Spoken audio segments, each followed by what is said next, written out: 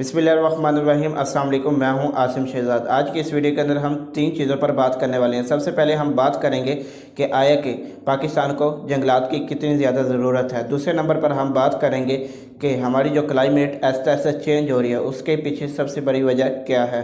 और तीसरे नंबर पर हम फॉरेस्ट्री के स्कोप के बारे में बात करेंगे। आय के जो फॉरेस्ट की डिग्री यूनिवर्सिटीज़ कॉलेजेस के अंदर करवाई जा रही है उसका स्कोप क्या है, प्राइवेट सेक्टर में क्या स्कोप है और गवर्नमेंट सेक्टर में क्या स्कोप है। और इस सिलसिले में मैं आपकी मुलाकात करवाने जा रहा हूँ प्रोफेसर डॉक्टर एहसान भाभा साहब से, जो कि बहाउद्दीन ज़िक्र यूनिवर्सिटी के फॉरेस्ट डिपार्टमेंट के अंदर अपने फ़राइज़ सर अंजाम दे रहे हैं। चलिए आए मिलते हैं प्रोफेसर डॉक्टर एहसान भाभा साहब से। फॉरेस्ट्री के बारे में आज आपसे हम डिस्कस करेंगे। तो आज का जो इशू है वो हम उसको 2 हिस्सों में तकसीम करेंगे। नंबर 1 ये है कि जो हमारे मुल्क में जंगलात का जो करंट सिनेरियो है वो डिस्कस करेंगे, और वो करंट सिनेरियो इस लेवल तक क्यों पहुंचा, कैसे पहुंचा, उसके ऊपर बात करेंगे। और फिर उस जो भी हमें मसाइल आ रहे हैं, ख़ास तौर पर ये क्लाइमेट चेंज के हवाले से और फॉरेस्ट या ट्रीज़ का क्लाइमेट चेंज की सिचुएशन में क्या रोल है, उस पर बात करेंगे। और सबसे अहम बात यह है कि जो मुझे अक्सर सवाल किए जाते हैं कि पाकिस्तान में फॉरेस्ट या फॉरेस्ट्री एजुकेशन का क्या स्कोप है। तो पहले तो बात यह है कि किसी भी दुनिया के अंदर कोई भी मुल्क हो, ये एक इंटरनेशनल इन्वायरमेंट लॉ है कि कोई भी मुल्क है उसके 25% एरिया के ऊपर फॉरेस्ट होना चाहिए। अगर वो 25% एरिया के ऊपर उस मुल्क का फॉरेस्ट होगा तो इसका मतलब है कि वो मुल्क हेल्दी एटमॉस्फेयर रखता है। और जिस मुल्क के अंदर एटमॉस्फेयर हेल्दी होता है वहाँ बीमारियाँ नहीं होती, वहाँ उस मुल्क के हॉस्पिटल भरे नहीं होते। जितने भी हमारे दोस्त बाहर रहते हैं, अगर वो बीमार होते हैं तो आप उनसे पूछें तो वो डॉक्टर को 1 हफ़्ता पहले टाइम लेके जाना पड़ता है। इमरजेंसी तो जो होती है, उसकी वजह यह है कि उनके 80%, 50%, 35%, 45% जो एरिया वो अंडर फॉरेस्ट है, और वहाँ इस तरह बीमारियाँ वाइडली स्प्रेड नहीं होती।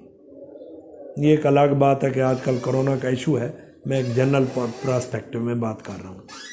दूसरी अहम बात यह है कि हमारे मुल्क का ऑलरेडी 5% एरिया फॉरेस्ट है। अब वो घटते घटते 1 पॉइंट समथिंग पे आ गया है।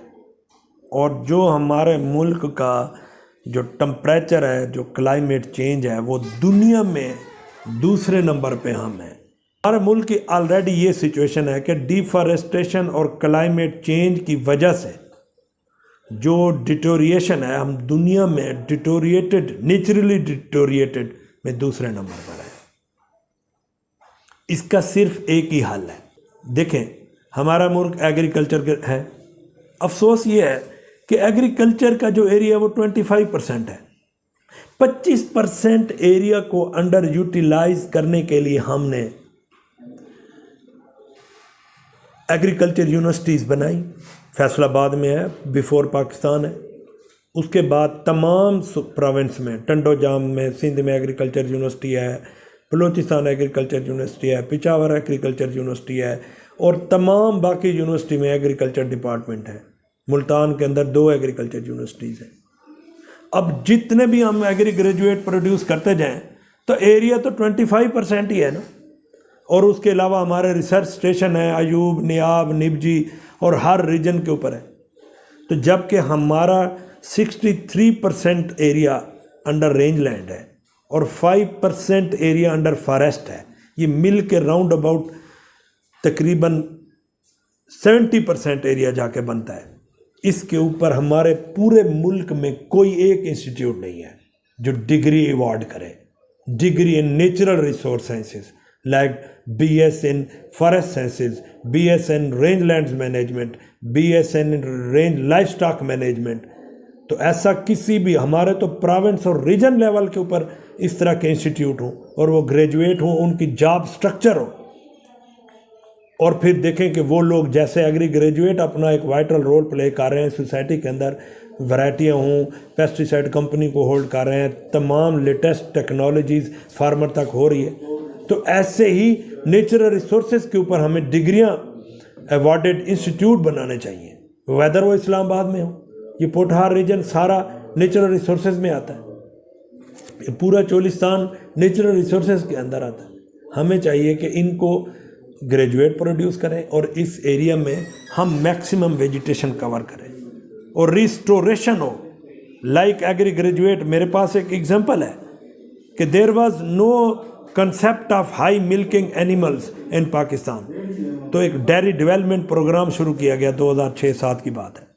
10 डिस्ट्रिक्ट्स के ऊपर ये मुश्तमिल था और उन्होंने क्या किया, कंट्रैक्ट बेस पे 5 ईयर बेस के ऊपर DVM डॉक्टर जो है ना इंगेज किए और उन्होंने पूरे उन 10 डिस्ट्रिक्ट्स में से तमाम जो कन्वेंशनल लो मिल्किंग ब्रीडिंग एनिमल थे वो रिप्लेस होके हाई मिल्क वाले आ गए और ऑस्ट्रेलियन जर्सी ब्रीड हर फार्मर के पास अब हाई मिल्किंग एनिमल है और हमारा मुल्क दुनिया में मिल्क प्रोडक्शन में दूसरे नंबर पर आ गया। और दुनिया की जितनी मल्टीनेशनल कंपनियां लाइक नेस्ले और उन्होंने आके पाकिस्तान के अंदर बैठ गए और सारी अपनी इंडस्ट्री यहाँ शिफ्ट कर दी। और आपके सामने है लाइक दिस पैटर्न हमें इंस्टीट्यूट बनाने चाहिए, फॉरेस्ट्री ग्रेजुएट प्रोड्यूस करने चाहिए। डिफॉरेस्टेशन या जो कटिंग ऑफ ट्रीज़ की जो मेजर रीज़न है वो है पॉपुलेशन प्रेशर। उसके ऊपर नो डाउट हमारी तमाम गवर्नमेंट जो पीछे वाली हैं, जो करंट है, वो काम कर रहे हैं, they are doing justified work.